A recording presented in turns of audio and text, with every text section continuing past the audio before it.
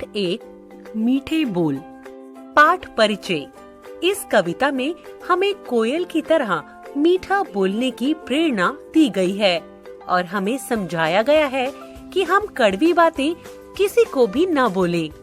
पाठ का उद्देश्य कौशल सस्वर वाचन श्रवण, पठन पाठन, मौखिक व लिखित प्रश्नोत्तर। पाठ से आगे चिंतन और मनन, व्याकरणिक वर्ण विच्छेद, समानार्थक शब्द, समान तुक वाले शब्द लिखना, विषय संवर्धन गतिविधियाँ, जीवन कौशल, रचनात्मक कौशल, लेखन। शिक्षा, हमें किसी से भी कड़वी बातें नहीं करनी चाहिए। मीठे बोल सभी को भाते, आपस में प्यार बढ़ाते। जब भी बोलो तो बस भैया मीठा मीठा बोलो। कड़वी बातें दुख पहुंचाती, आपस में नाते तुड़वाती। मन में यह संदेह जगाकर इससे उससे है लड़वाती। इसलिए जो कुछ कहना हो पहले मन में तोलो। कोयल सी मीठी वाणी हो तब अपना मुंह खोलो। काऊ काऊ कर्कश बोली, कौवे की है किसे सुहाती। कोयल मीठे बोल सुनाती, इसलिए सबके मन को भाती। मीठे बोल सभी को भाते, आपस में यह प्यार बढ़ाते। जब भी बोलो तो बस भैया मीठा मीठा बोलो। पाठ 2 पागल हाथी। पाठ परिचय चैप्टर इंट्रोडक्शन। पशु पक्षियों में भी संवेदना होती है। वे भी सुख दुख, प्यार घृणा, गुस्सा आदि समझते हैं। प्रस्तुत कहानी के माध्यम से स्पष्ट किया गया है कि जानवरों में भी दया भाव होता है, बस उन्हें समझने की आवश्यकता होती है। पाठ का उद्देश्य कौशल वाचन श्रवण, पठन पाठन, मौखिक व लिखित प्रश्नोत्तर। पाठ से आगे चिंतन और मनन, व्याकरणिक मुहावरे, शब्द अर्थ, समासिक शब्द, विषय संवर्धन गतिविधियाँ, जीवन कौशल, रचनात्मक कौशल, समस्या समाधान। शिक्षा, हमें पशुओं से अच्छा व्यवहार करना चाहिए और उनकी भावना समझनी चाहिए। मोती राजा साहब की खास सवारी का हाथी था। यूं तो वह बहुत सीधा और समझदार था, पर कभी-कभी उसका मिजाज गर्म हो जाता था। एक बार मस्त होकर उसने अपने महावत को मार डाला। राजा साहब ने यह खबर सुनी तो उन्हें बहुत क्रोध आया। उस हाथी को राजा साहब की सवारी से निकाल दिया गया। कुलियों की तरह उसे लकड़ियां ढोनी पड़ती, पत्थर लादने पड़ते और शाम को वह पीपल के नीचे मोटी जंजीरों से बांध दिया जाता। उसका अच्छा खाना बंद हो गया। उसके सामने सूखी टहनियां डाल दी जाती थी और उन्हीं को चबाकर वह पेट की आग बुझाता। वह सोचता, कहाँ मैं राजा का सबसे प्यारा हाथी था और कहाँ आज मामूली मजदूर हूँ। एक दिन उसे इतना जोश आया कि उसने लोहे की जंजीर तोड़ डाली और जंगल की तरफ भाग गया। थोड़ी ही दूर पर एक नदी थी। मोती पहले उस नदी में जाकर खूब नहाया, तब वहां से जंगल की ओर चला। मगर जंगल में पहुंचकर वह अपने साथियों को ढूंढने लगा। जब वह कुछ दूर और आगे बढ़ा तो हाथियों ने उसके गले में रस्सी और पाँव में टूटी जंजीर देखकर मुंह फेर लिया। जब तक वे आंखों से ओझल न हो गए, मोती वहीं खड़ा ताकता रहा। फिर न जाने क्या सोचकर भागता हुआ महल की ओर चला। वह रास्ते ही में था कि उसने देखा राजा साहब शिकारियों के साथ घोड़े पर चले आ रहे हैं। वह फौरन एक बड़ी चट्टान की आड़ में छिप गया। धूप तेज थी। राजा साहब जरा दम लेने के लिए घोड़े से उतरे। अचानक मोती आड़ से निकल पड़ा और गरजता हुआ राजा साहब की ओर दौड़ा। राजा साहब घबराकर भागे और एक छोटी सी झोपड़ी में घुस गए। आखिर जब कुछ न सूझी तो वह जान पर खेलकर पीछे दीवार पर चढ़ गए और दूसरी तरफ कूदकर भाग निकले। घर लौटकर राजा साहब ने ढिंडोरा पिटवा दिया कि जो आदमी मोती को जिंदा पकड़कर लाएगा उसे 1000 रुपए इनाम दिया जाएगा। कई आदमी इनाम के लालच में उसे पकड़ने के लिए जंगल में गए। वे सब असफल होकर वापस आ गए। मोती हाथी के महावत का एक लड़का था। उसका नाम था मुरली। मुरली था तो बालक, पर हिम्मत का धनी था। वह कमर बांधकर मोती को पकड़ लाने के लिए तैयार हो गया। माँ ने बहुतेरा समझाया और लोगों ने भी मना किया, मगर उसने किसी की एक न सुनी और जंगल की ओर चल दिया। मुरली जंगल में एक पेड़ पर चढ़कर गौर से इधर उधर देखने लगा। आखिर उसने देखा कि मोती सिर झुकाए उसी पेड़ की ओर चला आ रहा है। मुरली ने पेड़ के ऊपर से पुकारा, मोती! मोती इस आवाज को पहचानता था। वह सिर उठाकर ऊपर मुरली की ओर देखने लगा। यह वही मुरली था जिसे वह अपनी सूंड से उठाकर अपने मस्तक पर बिठा लेता था। मैंने ही इसके बाप को मार डाला है, यह सोचकर उसे बालक पर दया आई। खुश होकर सूंड हिलाने लगा। मुरली उसके मन का भाव पहचान गया। वह पेड़ से नीचे उतरा और उसकी सूंड को थपकियां देने लगा। फिर उसे बैठने का इशारा किया। मोती बैठा नहीं, मुरली को अपनी सूंड से उठाकर पहले की तरह अपने मस्तक पर बिठा लिया और राजमहल की ओर चला। मुरली जब मोती को लिए हुए राजमहल के द्वार पर पहुंचा तो सबने दांतों तले उंगली दबाई। फिर भी किसी की हिम्मत न होती थी कि मोती के पास जाए। मुरली ने चिल्लाकर कहा, डरो मत, मोती बिल्कुल सीधा हो गया है, अब वह किसी से कुछ न बोलेगा। राजा साहब भी डरते डरते मोती के सामने आए। उन्हें देखकर अचंभा हुआ कि वही मस्त मोती अब गाय की तरह सीधा हो गया है। उन्होंने मुरली को 1000 रुपए इनाम तो दिया ही, साथ ही उसे अपना खास महावत बना लिया और मोती फिर से राजा साहब का सबसे प्यारा हाथी बन गया। पाठ 3 परिश्रम। पाठ परिचय चैप्टर इंट्रोडक्शन। प्रस्तुत चित्रकथा में बड़े ही सरल ढंग से परिश्रम के महत्व को उजागर किया गया है। साथ ही अपनी रुचि के अनुसार कार्य करने की प्रेरणा दी गई है। पाठ का उद्देश्य कौशल, वाचन श्रवण, पठन पाठन, मौखिक व लिखित प्रश्नोत्तर। पाठ से आगे चिंतन और मनन, व्याकरणिक, क्रिया शब्द, वाक्यांश के लिए एक शब्द, शब्द अर्थ, विषय संवर्धन गतिविधियाँ, जीवन कौशल, रचनात्मक कौशल, लेखन, कला संबद्धता। भगवान, सब कहते हैं कि दुनिया आपने बनाई है, क्या यह सत्य है? तभी आसमान से आवाज आती है, हाँ, दुनिया तो मैंने ही बनाई है, पर तुम ऐसा क्यों पूछ रहे हो? फिर आपने यह पढ़ाई लिखाई क्यों बना दी? मनुष्य पढ़ लिख कर अच्छा इंसान बने इसलिए। वैसे मैं बता दूं कि यह पढ़ाई मैंने नहीं, मनुष्य ने बनाई है। क्या इससे तुम्हें कोई परेशानी है? बहुत अधिक। मैं खेलना कूदना चाहता हूँ, पर मुझे तो सवेरे सवेरे स्कूल जाना पड़ता है। पर पढ़ाई लिखाई तो जीवन के लिए बहुत आवश्यक है। तुमने जहाज उड़ाते पायलट देखे हैं, बड़ी बड़ी इमारतें बनाते इंजीनियर देखे हैं, रोगियों का इलाज करते डॉक्टर देखे हैं। ये सभी पढ़ने लिखने से ही तो बने हैं। पर चित्रकला और थोड़ी सी हिंदी के अलावा मेरी समझ में कुछ नहीं आता है।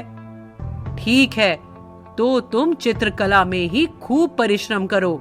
देखना, एक दिन अच्छे कलाकार बनकर नाम रोशन करोगे। ठीक है भगवान, अब मैं खूब परिश्रम करूंगा।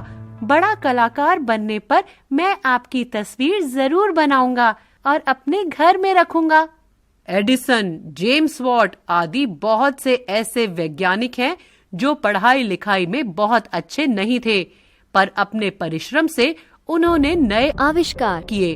तुम भी परिश्रम करके अपना मनपसंद कार्य करो। मेरा आशीर्वाद तुम्हारे साथ है। धन्यवाद भगवान, मैं आपकी सभी बातों को ध्यान में रखूंगा। पाठ 4, पेड़ हमारे सच्चे मित्र। Trees our true friends. पाठ परिचय, चैप्टर इंट्रोडक्शन। पाठ में पेड़ पौधों के हमारे जीवन में महत्व के बारे में बताया गया है। पेड़ पौधे हमारी अनेक आवश्यकताओं को पूरा करते हैं, अतः उन्हें हमारा सच्चा मित्र बताया गया है। पाठ का उद्देश्य, चैप्टर ऑब्जेक्टिव, कौशल, वाचन श्रवण, पठन पाठन, मौखिक व लिखित प्रश्नोत्तर, पाठ से आगे, चिंतन और मनन, व्याकरणिक, क्रिया शब्दों को रेखांकित करना, समूह से अलग शब्द पहचानना, शब्दों के जोड़े बनाना, नए शब्द बनाना, विषय संवर्धन गतिविधियाँ, जीवन कौशल, रचनात्मक कौशल, लेखन। शिक्षा, हमें नए पौधे लगाने चाहिए और उनकी देखभाल करनी चाहिए। जब आप घर से बाहर निकलते हैं और चारों ओर नजर दौड़ाते हैं, तो आपको ऊपर नीला आसमान और नीचे हरी भरी धरती दिखाई देती है। पर क्या आप जानते हैं कि धरती हरी भरी क्यों दिखाई देती है? पेड़ पौधे हरे होते हैं, जिससे धरती भी हमें हरी भरी दिखाई देती है। वर्षा ऋतु में तो पूरी धरती हरियाली से भर जाती है। ऐसा लगता है मानो सारी धरती ने हरे रंग के कपड़े पहन लिए हों। पेड़ पौधे हमारे जीवन की अनेक आवश्यकताओं को पूरा करते हैं। ये हमारे सच्चे मित्र हैं। इनसे हमें बहुत से लाभ हैं। हम सभी जीवित रहने के लिए भोजन करते हैं। अनाज, दालें, हरी सब्जियां, तेल, मसाले, फल आदि हमारे भोजन के अनिवार्य अंग हैं। ये सभी हमें पेड़ पौधों से ही मिलते हैं। हरी सब्जियों का हमारे जीवन में अत्यधिक महत्व है। सब्जियां हमारे स्वास्थ्य के लिए बहुत लाभकारी हैं। लौकी, खीरा, टमाटर, भिंडी, बैंगन आदि सब्जियां पौधों से प्राप्त होती हैं। हम तरह तरह के अनाज खाते हैं, जैसे गेहूं, चावल, मक्का, बाजरा आदि। ये अनाज भी हमें पौधे ही देते हैं। भोजन को स्वादिष्ट बनाने के लिए हम तरह तरह के मसालों का प्रयोग करते हैं, जैसे जीरा, मिर्च, हल्दी, लौंग, इलायची, तेज पत्ता आदि। ये सभी मसाले भी हमें पेड़ पौधों से ही प्राप्त होते हैं। अमरूद, सेब, आम, अनार, चीकू, अंगूर, बेर आदि फल भी पेड़ पौधों से मिलते हैं। पेड़ों से हमें लकड़ी मिलती है। लकड़ी से हम मेज, कुर्सी, दीवान, पलंग, दरवाजे, खिड़कियां आदि बनाते हैं। ये सभी सामान हमारे घर की शोभा बढ़ाते हैं और हमारे काम आते हैं। क्या आप जानते हैं कि पौधों के कारण ही हमें कपड़ा मिलता है? कपास के पौधे से रुई मिलती है। रुई से सूत बनता है और फिर इसी सूत से कपड़ा बुना जाता है। पेड़ पौधे दूषित वायु को ग्रहण करके हमें शुद्ध वायु देते हैं। इससे धरती का पर्यावरण संतुलित रहता है और समय पर वर्षा होती है। पेड़ पौधे प्रदूषण को दूर करते हैं। इस तरह पेड़ पौधे हमारे जीवन के लिए आवश्यक होते हैं। सोचिए, अगर संसार में पेड़ पौधे ना हो तो क्या होगा? यह संसार कैसा लगेगा? हम सभी का जीवन इन पेड़ पौधों के कारण सुरक्षित है, इसलिए हमें इन्हें नहीं काटना चाहिए। तथा दूसरों को भी इन्हें काटने से रोकना चाहिए। हमें ज्यादा से ज्यादा पेड़ पौधे लगाने चाहिए और उनकी रक्षा करनी चाहिए। हम तभी स्वस्थ व सुखी जीवन जी सकते हैं। याद रखिए कि पेड़ पौधों की रक्षा करना स्वयं की रक्षा करना है।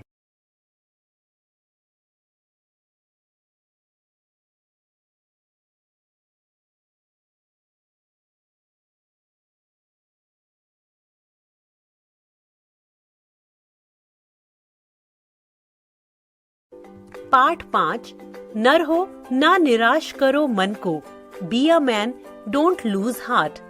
पाठ परिचय चैप्टर इंट्रोडक्शन। प्रस्तुत कविता के माध्यम से कवि ने बताया है कि परिश्रम सफलता की कुंजी है। यदि व्यक्ति सच्ची लगन से कठोर परिश्रम करे तो कोई भी लक्ष्य प्राप्त कर सकता है। पाठ का उद्देश्य कौशल सस्वर वाचन श्रवण, पठन पाठन, मौखिक व लिखित प्रश्नोत्तर। पाठ से आगे चिंतन और मनन, व्याकरणिक समानार्थी शब्द, वर्णों का क्रम बदलकर नए शब्द बनाना, विषय संवर्धन गतिविधियाँ, जीवन कौशल, रचनात्मक कौशल, समस्या समाधान। शिक्षा हमें कभी भी निराश नहीं होना चाहिए। नर हो ना निराश करो मन को, कुछ काम करो, कुछ काम करो, जग में रहकर कुछ नाम करो। यह जन्म हुआ किसी अर्थ अहो, समझो जिससे यह व्यर्थ न हो। कुछ तो उपयुक्त करो तन को, नर हो न निराश करो मन को। प्रभु ने तुझको कर दान किए, सब वांछित वस्तु विधान किए। तुम प्राप्त करो उनको न अहो, फिर है किसका यह दोष कहो। समझो न अलभ्य किसी धन को, नर हो न निराश करो मन को। पाठ 6 हमारे राष्ट्रीय प्रतीक, अवर नेशनल सिंबल्स। पाठ परिचय चैप्टर इंट्रोडक्शन। प्रस्तुत पाठ में अपने देश के राष्ट्रीय प्रतीकों के संबंध में विस्तृत जानकारी दी गई है। पाठ का उद्देश्य कौशल, वाचन श्रवण, पठन पाठन, मौखिक व लिखित प्रश्नोत्तर। पाठ से आगे चिंतन और मनन, व्याकरणिक पुल्लिंग व स्त्रीलिंग शब्द, समानार्थी शब्द, सर्वनाम शब्द, विराम चिन्ह, विषय संवर्धन गतिविधियाँ, जीवन कौशल, रचनात्मक कौशल, क्रियाकलाप। शिक्षा हमें अपने राष्ट्रीय प्रतीकों का सम्मान करना चाहिए। हमारा देश भारत एक स्वतंत्र देश है और हम सब भारतवासी हैं। हमारे कुछ राष्ट्रीय प्रतीक हैं। इन प्रतीकों का सम्मान करना हमारा कर्तव्य है। इस चित्र को ध्यान से देखिए। यह हमारा राष्ट्रीय ध्वज है। इसमें 3 रंग हैं, इसलिए इसे तिरंगा कहते हैं। इसमें सबसे ऊपर केसरिया रंग, बीच में सफेद और नीचे हरे रंग की पट्टी होती है। तिरंगे के बीच की सफेद पट्टी पर नीले रंग का जो चक्र आप देख रहे हैं वह अशोक चक्र है। इस चक्र में 24 तीलियां होती हैं। यह चक्र हमारी प्रगति का सूचक है। इस चित्र में हमारा राष्ट्रीय चिन्ह दिखाया गया है। यह अशोक स्तंभ से लिया गया है, जिसे सम्राट अशोक ने बनवाया था। वह वाराणसी के पास सारनाथ में स्थित है। इस चिन्ह में 4 सिंह हैं, जो आपस में पीठ मिलाकर खड़े हैं। चौथा सिंह पीछे होने के कारण हमें दिखाई नहीं देता। सिंहों के नीचे बीचों बीच एक चक्र बना है। उसके बाईं ओर घोड़ा और दाईं ओर बैल बना है। इस प्रतीक चिन्ह के नीचे सत्यमेव जयते लिखा है, जिसका अर्थ है सत्य की हमेशा जीत होती है। अब इस चित्र को देखिए। यह हमारा राष्ट्रीय पशु बाघ है। बाघ अपने रंग रूप, फुर्ती और शक्ति के लिए जाना जाता है। कमल हमारा राष्ट्रीय फूल है। यह बहुत ही सुंदर होता है। सफेद या गुलाबी रंगों में मिलने वाला ये फूल तालाबों, जलाशयों आदि में उगता है। कुछ जगहों पर लाल और नीले रंगों के कमल भी पाए जाते हैं। यह चित्र हमारे राष्ट्रीय पक्षी मोर का है। मोर संसार का सबसे सुंदर पक्षी है। इसकी गर्दन नीली होती है। अपनी लंबी पूंछ और रंग बिरंगे पंखों से यह सुंदर लगता है। वर्षा ऋतु में जब यह नाचता है तो बहुत आकर्षक लगता है। जन गण मन हमारा राष्ट्रगान है। इसे रविंद्रनाथ टैगोर ने लिखा था। 24 जनवरी 1950 को भारत सरकार ने इसे राष्ट्रगान के रूप में स्वीकार किया था। राष्ट्रगान को 52 सेकंड में गाया जाता है। हमारा राष्ट्रीय गीत वंदे मातरम है। इसे बंकिम चंद्र चट्टोपाध्याय ने लिखा था। इस गीत को पहली बार वर्ष 1896 ईस्वी में कांग्रेस के अधिवेशन में गाया गया था। उस समय हमारा देश अंग्रेजों का गुलाम था। वंदे मातरम आजादी का नारा बन गया था। सभी की जुबान पर वंदे मातरम रहता था। राष्ट्रीय प्रतीकों का अपमान देश का अपमान है। हमें सदैव इनका सम्मान तथा इनकी सुरक्षा करनी चाहिए। ध्यान दें, कोई भी दूसरा झंडा राष्ट्रीय झंडे से ऊपर या उसके बराबर में नहीं लगा सकते हैं।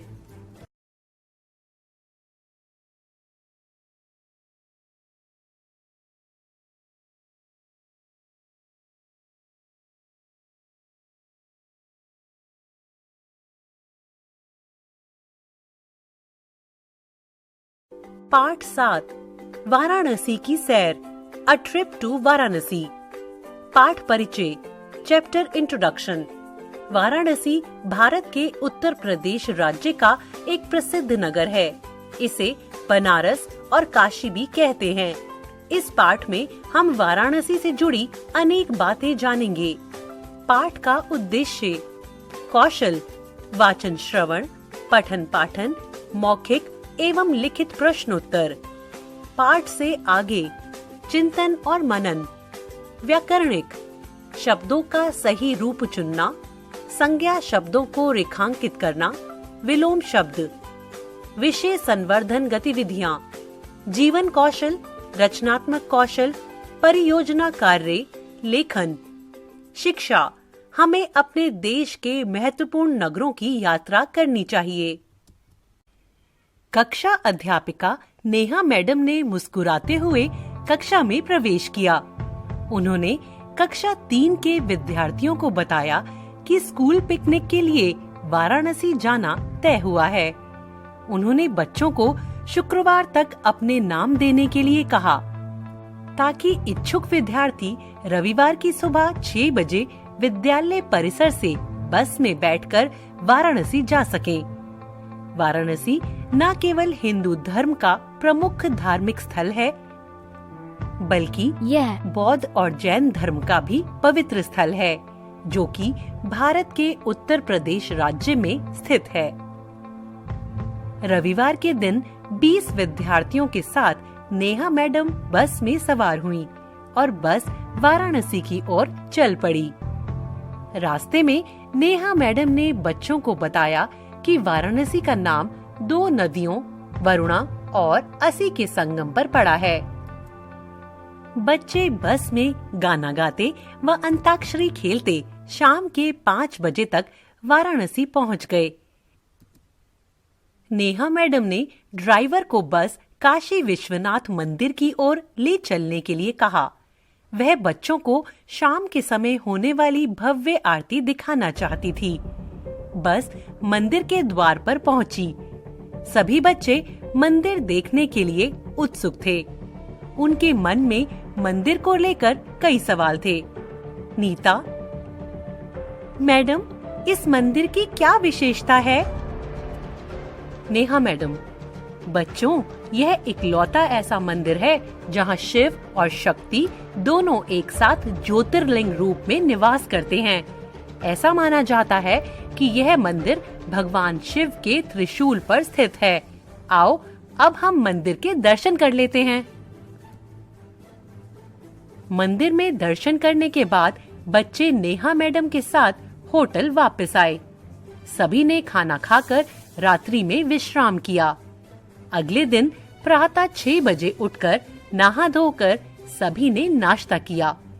फिर वे लोग बस में बैठकर सुबह 8 बजे बनारस हिंदू विश्वविद्यालय की ओर रवाना हो गए। थोड़ी ही देर में वे लोग विश्वविद्यालय पहुंच गए। नेहा मैडम: बच्चों, यह बनारस हिंदू विश्वविद्यालय है, जो कि एक केंद्रीय विश्वविद्यालय है। इसकी स्थापना सन 1916 में महामना पंडित मदन मोहन मालवीय जी ने की थी। इस कार्य में उन्हें देश के कई राजाओं का सहयोग मिला था। विश्वविद्यालय के लिए जमीन काशी के राजा ने दी थी। मोहित: अच्छा मैडम, तो यह विश्वविद्यालय आजादी से भी पहले बन गया था? नेहा मैडम: हाँ बच्चों, इस विश्वविद्यालय में सभी विषयों की शिक्षा दी जाती है। बच्चों, क्या आप बता सकते हैं कि वाराणसी और किस चीज के लिए प्रसिद्ध है? रिया: मैडम, सिल्क की साड़ियों के लिए। नेहा मैडम: बिल्कुल सही रिया। बच्चों, अब हम बौद्ध तीर्थ स्थल सारनाथ जाएंगे, जहां भगवान बुद्ध ने ज्ञान प्राप्ति के बाद अपना पहला उपदेश दिया था। भगवान बुद्ध का मंदिर दिखाने के बाद नेहा मैडम बच्चों को राज्य के संग्रहालय, जैन मंदिर व अशोक का चतुर्मुख सिंह स्तंभ दिखाने ले गई। उन्होंने बच्चों को बताया कि अधिकांश भारतीय मुद्रा एवं सिक्कों पर अशोक का सिंह स्तंभ रहता है। वाराणसी के प्रमुख स्थानों को घूमने के बाद सभी ने आकर खाना खाया और फिर रात 10 बजे वे सब बस में बैठकर दिल्ली की ओर चल पड़े। सभी बच्चे वाराणसी के विषय में इतना कुछ जानकर बहुत खुश थे। पाठ 8 सच्ची मित्रता, ट्रू फ्रेंडशिप। पाठ परिचय, चैप्टर इंट्रोडक्शन। जीवन में सच्चे मित्र का होना किसी वरदान से कम नहीं है। सच्चे मित्र की पहचान बुरे समय में होती है। हमें अपने मित्रों का बुरे समय में साथ नहीं छोड़ना चाहिए। पाठ का उद्देश्य, चैप्टर ऑब्जेक्टिव, कौशल, वाचन श्रवण, पठन पाठन, मौखिक एवं लिखित प्रश्नोत्तर। पाठ से आगे चिंतन और मनन, व्याकरणिक, समानार्थी शब्द, वाक्यांश के लिए एक शब्द, संज्ञा शब्दों को पहचानना, विशेषता बताने वाले शब्दों को पहचानना, विषय संवर्धन गतिविधियां, जीवन कौशल, रचनात्मक कौशल, लेखन। शिक्षा, हमें अपने मित्रों की मुसीबत में मदद करनी चाहिए। बहुत पहले की बात है, यूनान की राजधानी एथेंस में 2 मित्र रहते थे। एक का नाम पिथियस और दूसरे का नाम डामन था। दोनों मित्र बहादुर और साफ दिल के थे। किसी बात पर वहाँ का बादशाह डामन से नाराज हो गया और उसे फांसी का दंड दे दिया। डामन निर्दोष था, परंतु अत्याचारी राजा ने उसकी एक न सुनी। फांसी देने से पहले डामन से उसकी अंतिम इच्छा पूछी गई। राजा ने कहा, डामन, तुम्हारी अंतिम इच्छा क्या है? डामन ने जवाब दिया, महाराज, मैं अपने परिवार से मिलना चाहता हूँ। राजा ने कहा, तुम्हें केवल इस शर्त पर इजाजत दी जा सकती है कि तुम्हारी जगह दूसरा आदमी जेल में रहने को तैयार हो।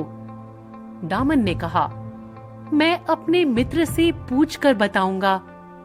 डामन ने पिथियस को संदेश भेजा। मित्र का संदेश पाकर पिथियस तुरंत आ गया। डामन ने कहा, मित्र, यदि तुम मेरी जगह कुछ दिन जेल में रहो तो मैं अपने परिवार से मिल आऊं। पिथियस तैयार हो गया। राजा ने आदेश दिया, डामन की आखिरी इच्छा पूरी होने तक पिथियस को जेल में डाल दिया जाए। फांसी के दिन यदि डामन हाजिर ना हो पाए तो उसकी जगह पिथियस को फांसी दे दी जाए। इधर पिथियस जेल चला गया और उधर डामन अपने परिवार से मिलने घर चला गया।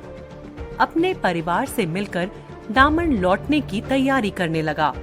फांसी के दिन सुबह वह नाव लेकर चला, किंतु उसी समय तेज हवाएं चलने लगी, इसलिए वह ठीक से नाव नहीं चला पा रहा था। अतः जेल तक पहुंचने में उसे देर होने लगी। उधर पिथियस प्रसन्न था। वह मन ही मन सोच रहा था, आज मेरा जीवन मेरे मित्र के काम आ जाएगा। इधर डामन सोच रहा था, हाय मैं कितना दुष्ट हूँ, अपने मित्र को फांसी पर चढ़ाने का पाप करने जा रहा हूँ, मुझे और जल्दी करनी चाहिए। लोग आपस में बातें कर रहे थे, बेचारा पिथियस आज फांसी पर चढ़ रहा है। डामन ने अपने मित्र को धोखा दिया है, वह धोखेबाज निकला। पिथियस ने सबकी बातों को अनसुना कर दिया। उसने जल्लाद से कहा, तुम देर क्यों कर रहे हो, समय हो गया है, फांसी दो। तभी वहां खड़े लोगों ने देखा एक घुड़सवार तेजी से चला आ रहा है। वह चिल्ला रहा था, ठहरो ठहरो, मैं डामन हूँ, फांसी की सजा मुझे मिली है। डामन पास आ गया। डामन के पास आ जाने पर पिथियस जरा भी खुश नहीं हुआ। वह मित्र के लिए अपने प्राण न्यौछावर करना चाहता था। डामन विवाहित था और उसके बाल बच्चे थे। पिथियस अविवाहित था। फांसी पर चढ़ने के लिए दोनों लड़ने झगड़ने लगे। राजा ने मित्रता की ऐसी मिसाल पहले कभी नहीं देखी थी।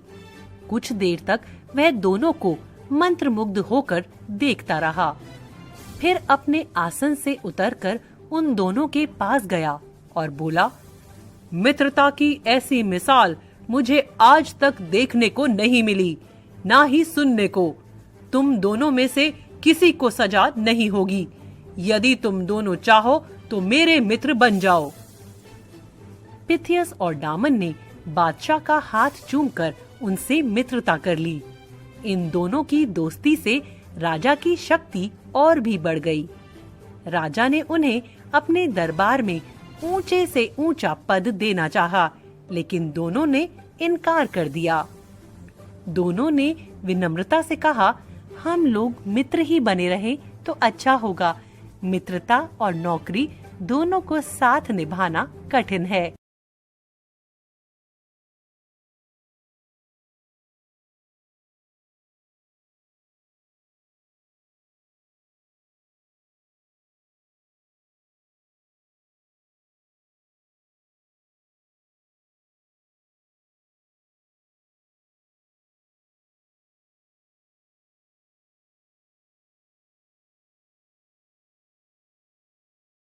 पाठ 9 रेल की कहानी, द स्टोरी ऑफ रेल। पाठ परिचय, चैप्टर इंट्रोडक्शन। रेलगाड़ी में यात्रा करने का अपना ही आनंद है। रेल यात्रा का अनुभव जितना अनोखा है, उतना ही अनोखा और रुचिकर है रेलगाड़ी का इतिहास। आइए पाठ पढ़ें और जानें। पाठ का उद्देश्य, कौशल, वाचन श्रवण, पठन पाठन, मौखिक व लिखित प्रश्नोत्तर। पाठ से आगे, चिंतन और मनन। व्याकरणिक, वर्णों के मेल से नए शब्द बनाना। र के रूप, चित्र और शब्द के मेल से शब्द बनाना। विलोम शब्द, रिक्त स्थान, क्रिया शब्द। विषय संवर्धन गतिविधियाँ, जीवन कौशल, रचनात्मक कौशल, लेखन, कला संबद्धता। शिक्षा, रेल यातायात का सबसे सुरक्षित साधन है। कू छुक छुक छुक की आवाज से आपको किसकी याद आती है? शिक्षिका ने कक्षा में आते ही बच्चों से पूछा। सब एक साथ बोले, रेलगाड़ी रेलगाड़ी। फिर सब बच्चे चुपचाप बैठ गए। शिक्षिका की बात आगे सुनने के लिए उतावले थे। शिक्षिका ने बताया कि शुक्रवार को कक्षा के बच्चों को रेल संग्रहालय ले जाया जाएगा। बस फिर क्या था, बच्चों में खुशी की लहर दौड़ गई। वे बेसब्री से शुक्रवार का इंतजार करने लगे। शुक्रवार की सुबह बस में बैठे और हंसते गाते रेल संग्रहालय पहुंच गए। शिक्षिका के साथ कतार बनाकर संग्रहालय में प्रवेश किया। वहाँ बहुत सी रेलगाड़ियों के मॉडल देखकर बच्चों को बहुत मजा आया। बच्चे रेलगाड़ियों के बारे में बहुत कुछ जानना चाहते थे। संग्रहालय के संचालक ने उन्हें एक जगह घेरे में बैठाया और बताने लगे, बच्चों, रेलगाड़ी एक जगह से दूसरी जगह जाने का यातायात का सबसे बड़ा साधन है। सबसे पहली रेलगाड़ी इंग्लैंड में बनी थी। उस समय लकड़ी से बनाई गई काठ के डिब्बों की गाड़ी पटरी पर चलती थी। इस गाड़ी को घोड़े खींचते थे। इन गाड़ियों की रफ्तार बहुत धीमी होती थी। अच्छा अंकल, तब रेलगाड़ी का इंजन नहीं होता था? बच्चों ने आश्चर्य से पूछा। संचालक ने बताया, नहीं, जॉर्ज स्टीफेंस ने बाद में भाप का इंजन बनाया। उसके बाद कोयले और भाप के इंजन वाली मालगाड़ियां माल एक जगह से दूसरी जगह ले जाती थीं। बच्चों ने पूछा, मालगाड़ी क्या होती है अंकल? संचालक ने बताया, जिन रेलगाड़ियों में सामान एक जगह से दूसरी जगह ले जाया जाता है वह मालगाड़ी होती है। तुम्हें पता है बच्चों, भारत में सबसे पहली रेलगाड़ी कहां से कहां तक चली थी? सभी बच्चों ने ना में सिर हिला दिया। कोलकाता की एक रेल कंपनी थी जिसने सबसे पहले मुंबई से ठाणे के बीच पटरियां बिछाई थी। 16 अप्रैल 1853 को मुंबई के बोरी बंदर स्टेशन से ठाणे तक सबसे पहली रेलगाड़ी चली थी। धीरे धीरे अन्य शहरों को जोड़ने के लिए भी पटरियां बिछाई गईं। उन पर यात्री गाड़ियां और मालगाड़ियां चलने लगीं। बाद में भाप के इंजन की जगह डीजल इंजन बनने लगे। अब तो अधिकांश रेलगाड़ियां विद्युत द्वारा चलती हैं। उनमें वातानुकूलित डब्बे होते हैं। इनमें भोजन आदि की व्यवस्था भी होती है। अंकल, अब मुंबई के स्टेशन का नाम तो छत्रपति शिवाजी टर्मिनस है ना? बच्चों ने पूछा। बिल्कुल ठीक कहा, संचालक बोले। संचालक ने बच्चों को पुराना भाप का इंजन फेरी क्वीन भी दिखाया। एक छात्रा ने बताया, अंकल, मेरी मम्मी रेलवे में काम करती हैं। अच्छा, तुम उनसे पूछना कि रेल में आरक्षण कैसे करवाते हैं। संचालक मुस्कुराकर बोले। संचालक बच्चों को बाहर ले गए और छोटी रेलगाड़ी में बच्चों को बैठाकर संग्रहालय का चक्कर लगवाया। बच्चे गाड़ी में बैठकर खुश थे और गा रहे थे, रेलगाड़ी आई छुक छुक छुक।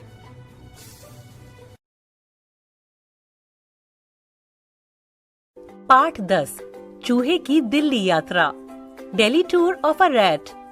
पाठ परिचय। सदियों की गुलामी के बाद जब हमारा देश आजाद हुआ तो देश का हर नागरिक खुशी से झूम उठा। प्रस्तुत कविता में इसी बात को सरलता से समझाने के लिए एक चूहे के माध्यम से देश प्रेम का संदेश दिया गया है। पाठ का उद्देश्य: कौशल, सस्वर वाचन श्रवण, पठन पाठन, मौखिक व लिखित प्रश्नोत्तर। पाठ से आगे चिंतन और मनन, व्याकरणिक, शब्दों के बहुवचन रूप लिखना, दिए गए शब्दों से वाक्य बनाना। विशेष संवर्धन गतिविधियाँ: जीवन कौशल, रचनात्मक कौशल, समस्या समाधान।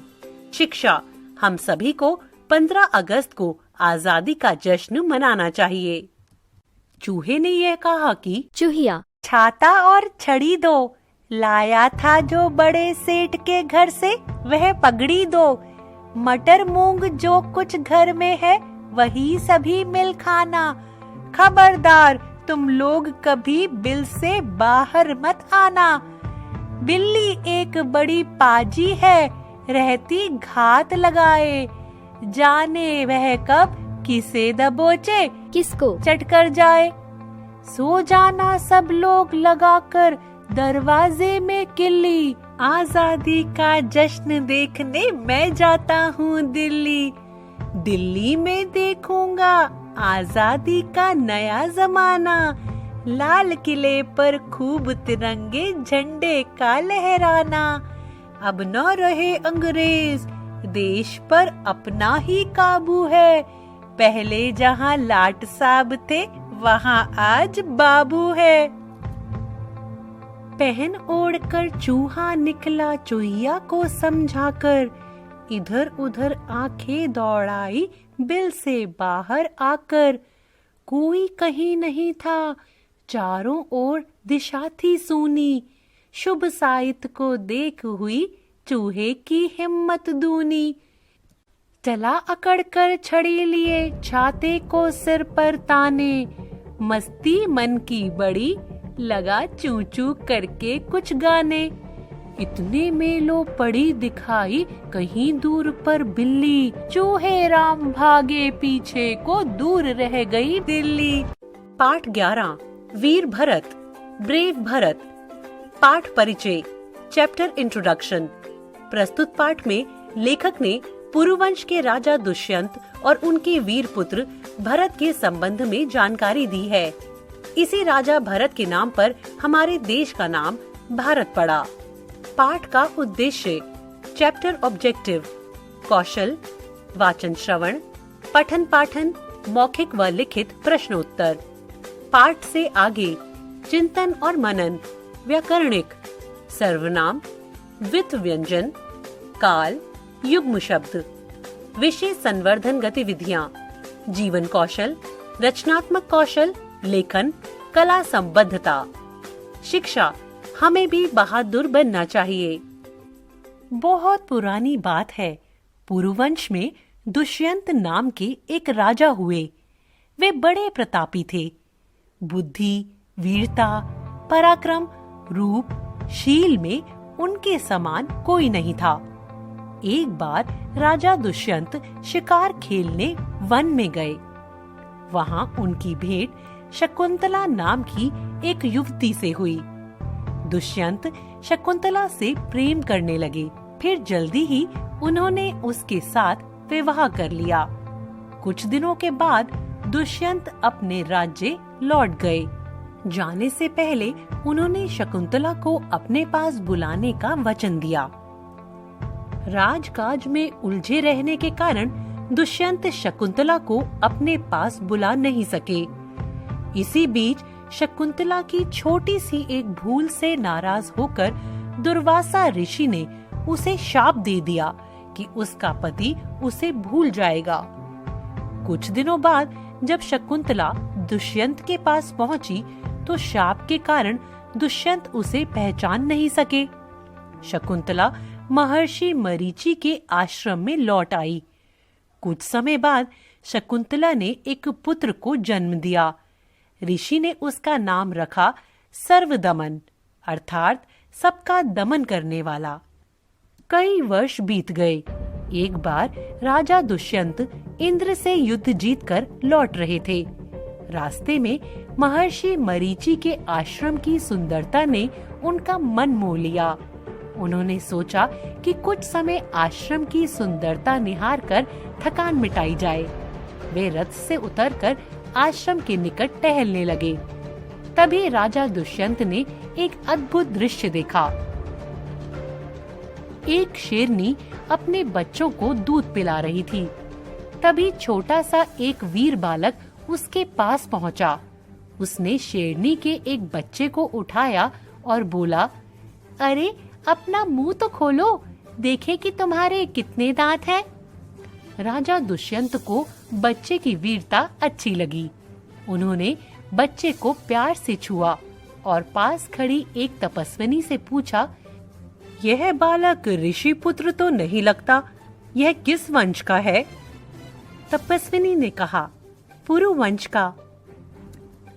यह सुनकर दुष्यंत चौंकते हुए बोले, यह बालक पुरुवंश का कैसे हो सकता है? मैं तो निसंतान हूँ। यह सुनकर तपस्विनी धीरे धीरे मुस्कुराने लगी। राजा दुष्यंत के मन में उस वीर बालक के बारे में जानने की जिज्ञासा बढ़ती जा रही थी। उन्होंने बालक को गोद में उठाया और स्नेहपूर्वक बोले, आओ पुत्र, हम तुम्हें तुम्हारी माँ के पास ले चलेंगे। सर्वदमन तुरंत बोला, आप हमें पुत्र ना कहिए, हमारे पिता तो राजा दुष्यंत हैं। यह सुनते ही दुष्यंत सारी बात समझ गए। वे पुत्र को गोद में उठाकर शकुंतला के पास गए और उससे अपनी भूल के लिए क्षमा मांगी। दुष्यंत के अनुरोध करने पर महर्षि ने उन्हें शकुंतला और सर्वदमन को अपने साथ ले जाने की अनुमति दे दी। राजा दुष्यंत का यही पुत्र बाद में भरत के नाम से महाप्रतापी राजा बना। कहते हैं कि हमारे देश का नाम भारत उन्हीं के नाम पर पड़ा है। पाठ 12 खेल और स्वास्थ्य। पाठ परिचय चैप्टर इंट्रोडक्शन। प्रस्तुत पाठ में लेखक ने बच्चों के लिए खेल कूद को बहुत आवश्यक बताया है और उन्हें नियमित रूप से खेल कूद में भाग लेने की सलाह दी है। पाठ का उद्देश्य। Chapter objective. कौशल वाचन श्रवण, पठन पाठन, मौखिक व लिखित प्रश्नोत्तर। पाठ से आगे चिंतन और मनन। व्याकरणिक वाक्यांश के लिए एक शब्द, विराम चिन्ह, क्रिया शब्दों का वाक्यों में प्रयोग करना। विषय संवर्धन गतिविधियाँ, जीवन कौशल, रचनात्मक कौशल, लेखन। शिक्षा ज्यादा टीवी नहीं देखना चाहिए। बाहरी खेलकूद व सैर स्वास्थ्य के लिए ज्यादा लाभदायक। भला कौन बच्चा होगा जिसका मन खेलने के लिए मचलता ना हो। खेलने का आनंद इसलिए अनोखा है क्योंकि कोई भी खेल मनोरंजन के साथ साथ मन को तरोताजा रखता है एवं शरीर में फुर्ती और उल्लास भर देता है। खेल खेलने से हमारी सेहत भी अच्छी रहती है। अपने आसपास के मैदान में किसी को खेलते हुए देखकर हमारा मन भी खेलने के लिए मचलने लगता है। कुछ बच्चे पूरे दिन टीवी के सामने बैठकर तथा मोबाइल, कंप्यूटर आदि पर गेम खेलकर अपना समय और सेहत खराब करते हैं। टीवी देखना बुरी बात नहीं है, लेकिन ज्यादा टीवी देखना हमारी सेहत के लिए नुकसानदायक है। ज्यादा टीवी देखने तथा कंप्यूटर, मोबाइल पर गेम खेलने के कारण ही अनेक बीमारियां हमें घेर लेती हैं। हमारी आंखों की रोशनी कमजोर हो जाती है। छोटे छोटे बच्चों को चश्मे लग जाते हैं और हमें परेशानियों का सामना करना पड़ता है। शरीर को स्वस्थ रखने के लिए जिस तरह शुद्ध खाना पानी जरूरी है, उसी तरह खेलना भी बहुत जरूरी है। मेरे घर के सामने एक मैदान है, उसमें कुछ बच्चे रोज खेलने आते हैं। वे क्रिकेट, फुटबॉल, बैडमिंटन या दौड़ लगाने का खेल खेलते हैं। रोज खेलने से उनके अंदर उल्लास और जोश दिखाई देता है। जो बच्चे देर तक टीवी देखते हैं और खेल से दूर रहते हैं, उनके स्वभाव में चिड़चिड़ापन आ जाता है। लेकिन जो खेलकूद और सैर करने की आदत डाल लेते हैं, उनके चेहरे पर हमेशा प्रसन्नता नजर आती है। बड़े बड़े डॉक्टर और वैज्ञानिक भी यह बात कहते हैं कि जो लोग रोज खेलते व सैर करते हैं, वे कम बीमार पड़ते हैं। जिस तरह पढ़ना हमारे लिए जरूरी है, उसी तरह खेलना भी हमारे लिए जरूरी है, क्योंकि सेहत अच्छी रहेगी तभी हम कोई काम ठीक तरह से कर सकते हैं। कोई भी काम शारीरिक हो या दिमागी, बिना अच्छी सेहत के हम ठीक तरह से नहीं कर सकते हैं। सभी बच्चे यह संकल्प लें कि जिस तरह वे रोज स्कूल जाते हैं, उसी तरह वे रोज मैदान में खेलने जाया करेंगे। खेल हमारी सेहत और मनोरंजन दोनों का ख्याल रखता है, तो हमें भी खेल को अपना जीवन साथी बनाना चाहिए। पाठ 13 मेरा नया घर, माई न्यू होम। पाठ परिचय। प्रस्तुत पाठ में पत्र के माध्यम से मित्रता का संदेश दिया गया है, साथ ही पास पड़ोस के महत्व और साफ सफाई का संदेश भी दिया गया है। पाठ का उद्देश्य। कौशल वाचन श्रवण, पठन पाठन, मौखिक व लिखित प्रश्नोत्तर, पाठ से आगे चिंतन और मनन, व्याकरणिक, वाक्य बनाना, दो शब्दों को जोड़कर नए शब्द बनाना, शब्द समूह से भिन्न शब्द छांटना, विषय संवर्धन गतिविधियाँ, जीवन कौशल, रचनात्मक कौशल, लेखन, कला संबद्धता, शिक्षा, हमें अपने पड़ोसियों से मिलजुल कर रहना चाहिए। गायत्री नगर, नई दिल्ली, 12 अगस्त 2023। प्रिय मित्र मयंक, सप्रेम नमस्ते।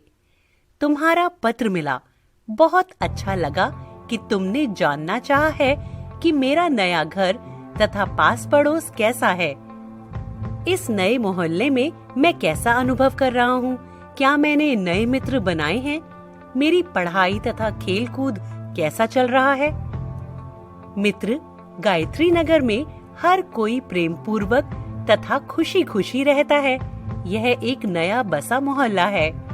यहाँ के सभी मकान लगभग एक समान आकार तथा ऊंचाई के हैं। उनका बाहरी रंग रूप भी लगभग समान ही है। यहाँ बहुमंजिले मकान हैं। हर मंजिल पर जाने के लिए लिफ्ट लगी है। बस अपनी मंजिल का बटन दबाकर पलक झपकते ही ऊपर पहुँच जाओ। यदि कसरत का मन हो तो सीढ़ियाँ चढ़कर भी ऊपर नीचे जा सकते हो। पास पड़ोस के सभी घर साफ सुथरे हैं। सभी घरों के सामने कूड़ेदान हैं। सभी कूड़ा कूड़ेदान में ही डालते हैं। गायत्री नगर में सभी आपस में प्यार से रहते हैं। मिलते हैं तो मुस्कुराकर। सभी एक दूसरे के सुख दुख में शामिल होते हैं। सभी त्योहारों को एक साथ मिलजुल कर घरों के बीचों बीच के खुले हिस्से में मनाते हैं। हमारे मोहल्ले की गलियां और सड़कें बहुत साफ सुथरी हैं। यही हमारा छोटा सा बाजार भी है, जहां फल, सब्जियां, मिठाई, कपड़े तथा अन्य जरूरी सामान आसानी से मिल जाता है। यह बाजार भी बेहद साफ सुथरा है। यहाँ के दुकानदार सफाई का विशेष ध्यान रखते हैं। हमारे मोहल्ले में कई छोटे बड़े पार्क भी हैं। मैंने कई मित्र बनाए हैं जिनके साथ मैं पार्क में खेलता हूँ। बड़े वाले पार्क में कई शादी विवाह भी होते हैं, पर सभी सफाई का विशेष ध्यान रखते हैं। पास के नए स्कूल में मेरी पढ़ाई अच्छी चल रही है। पड़ोस में रहने वाले मित्र साथ बैठकर पढ़ते हैं। एक दूसरे का गृह कार्य करने में सहयोग करते हैं। हमारे स्कूल में भी अच्छी अच्छी बातें लिखी हुई हैं, जैसे मित्रता सदा निभाओ, सच्चे पड़ोसी बनो, साफ सफाई का विशेष ध्यान रखो, देश हित सबसे बढ़कर है आदि। अंत में यही कहना चाहूंगा कि इस मोहल्ले में आकर हम बहुत खुश हैं। हमारे पड़ोसी बेहद अच्छे हैं। मित्र सहयोग करते हैं। आसपास का वातावरण अच्छा है। सभी मिलजुल कर रहते हैं। तुम भी अपने घर तथा आसपास के विषय में लिखना। सभी को मेरा नमस्कार बोलना। तुम्हारा मित्र नमन। ऋतुएं। सूरज तपता, धरती जलती, गरम हवा जोरों से चलती, तन से बहुत पसीना बहता, हाथ सभी के पंखा रहता, लो घनघोर घटाएं छाई, टप टप टप टप बूंदे आई, बिजली चमक रही अब चमचम, लगा बरसने पानी छम छम, लेकर अपने साथ दिवाली, सर्दी आई बड़ी निराली, शाम सवेरे सर्दी लगती, पर स्वेटर से है वह भक्ति, आम की बोरों से झुक गई डाली, कुहू कुहू करती कोयलिया काली, चहु ओर छा गई घटा निराली, आया ऋतुराज रुत लाया मतवाली, खिल उठी पीली सरसों की क्यारी, लहलहा उठी है गेहूं की हर बाली, रंग बिरंगे फूलों से सजी फुलवारी, आया बसंत लाया खुशहाली।